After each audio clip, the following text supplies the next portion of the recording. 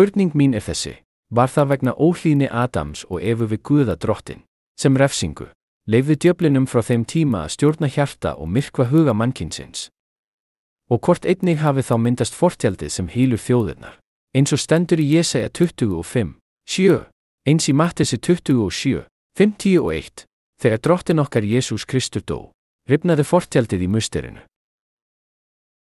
Systir María Luisa, gætirðu kennt okkur og útskýrt hvort allt þetta tengist á einhvern hátt? Drottinn leyfði djöflinum að blekkja Adam og Evu í Eden.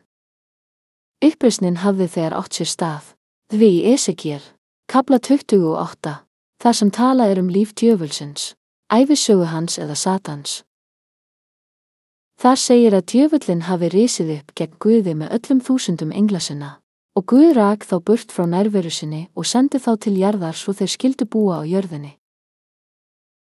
Eftir þetta skapaði Guð manninn og konuna, og þegar Adam og Eva birtust, þá var djöfullinn þegar þar, lifandi og starfandi hér á jörðinni. Guð leyfði að maðurinn yrði blekktur. Af hverju? Vegna þess að Guð skapaði manninn með ákveðna getu, hæfileikan til að taka ákvarðanir. Hann gaf manninum vald til að velja.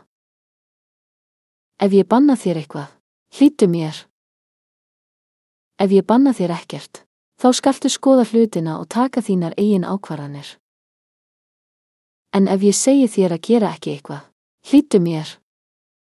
Þetta var það sem Guð sagði við Adam og Evu. Hann prófaði þau og gaf þeim skipunina að þeir mættu borða af öllum ávöxtum, nema af tré þekkingar góðs og ills. Guð gerði þetta til að prófa þau. Auðvitað vissi Guð þegar hvað myndi gerast. Þannig, í þessari ákvörðunartöku, vildi Guð prófa Adam og Evu. Hann setti þeim bannið, borðið ekki af þessum ávexti. Og þau tóku ákvörðunina. Eva tók ákvörðunina að óhlýðnast. Djöfullinn blekkti hana. Guð hafði þegar ákveðið að þetta skyldi gerast. Jæja, hvað varðar daginn í dag, þá gerist þið sama. Guð segir að við höfum frjálsan vilja og tökum okkar eigin ákvarðanir. En í mörgum þessara ákvarðana Guð með okkur, og eins og hann kennir okkur, leiðir okkur, og hvetur okkur til að taka góðar ákvarðanir og gera það sem rétt. Því að við biðjum líka og segjum, Drottinn, hjálpaðu mér að taka góða ákvörðun. Þá hjálpar Guð okkur. Varðandi fortjaldið, það öðruvísi. Þegar sagt í Mattesi að Drottinn Jesús Kristur, þegar hann var á krossinum á Golgata, eftir dauða sinn, segir ritningin að fortjaldið í musterinu rifnaði. Munum að í Jerúsalem var musteri sem Heródes konungur hafi byggt gyðingum, og í því musteri var hinn allra helgasti staður, aðskilinn með fortjaldi, staðurinn helgi og hinn allra helgasti. Það var fortjald, eða eins konar gardína á mannlegu máli, og hún aðskildi þennan allra helgasta stað. Það táknaði að menn gátu ekki gengið inn í hinn allra helgasta stað, nema æðsti presturinn einu sinni á ári. Og þetta fortjald hafði táknræna merkingu. Það táknaði að menn, mannkynið, gátu ekki komið fram fyrir Guð, því Guð var langt frá manninum.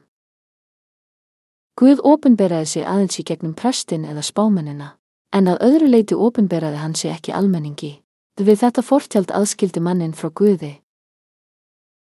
Þegar Drottinn Jesús Kristur dó, sagði hann, sá sem trúir á mig, ég mun gefa honum frelsi til að eiga samfélag við Guð, svo hann geti komið fram fyrir Guð, Guð tali við hann og hann við Guð, og þannig verði samfélag milli Guðs og manns. Þetta var loforð Drottins Jesú Krists. Þess vegna, þegar hann dó á þeim degi krossfestingarinnar, segir ritningin að fortjaldið í musterinu rifnaði, við það var tákræn mynd aðskilnaðar Guðs frá fólkinu. Þegar fortjaldið rifnaði, opnaðist leiðin svo allur heimurinn gæti gengið inn í hinn allra helgasta stað og átt samfélag við Guð.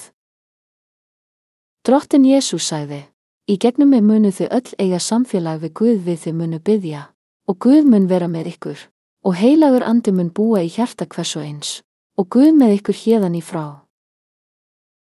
Þarna var þessi táknræna mynd fortjaldsins. Það var það sem það táknaði, að Drottinn opnaði leiðina fyrir mennina til Guðs, til að eiga samfélag. Og þess vegna njótum við nú þessa samfélags við Guð, við biðjum, tölum við hann, og hann talar til okkar með spádómi, draumum og sýnum. Hann opinberar sig með kraftaverkum og lækningum. Hvílíkt dásamlegt samfélag eigum við Guð okkar. Þess vegna er mikilvægt að við hlýðum boðorðum hans, svo hann fari ekki frá okkur og yfirgefi okkur ekki, heldur að þetta samfélag haldist áfram. Þökk sé Kristi Jesú. Bien.